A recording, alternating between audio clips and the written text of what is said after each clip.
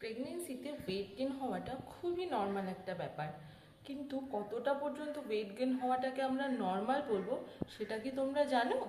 আজ আমরা সেটা নিয়েই বলবো যে কতটা ওয়েট গেন হলে আমরা সেটাকে নর্মাল বলবো।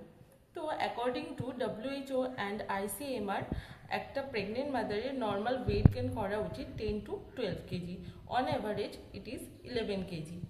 তো কোন ট্রাইমেস্টারে কত ওয়েট গেন হয় normally?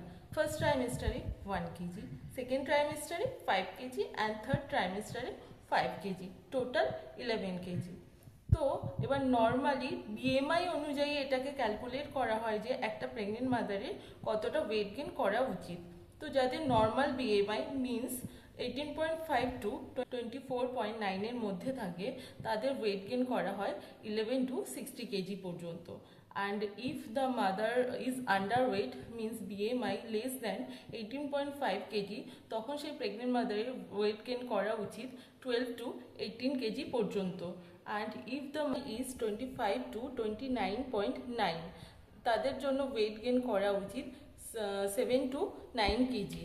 And if the mother is obese means BMI is more or equal to 30, then the weight gain should be up to 5 kg.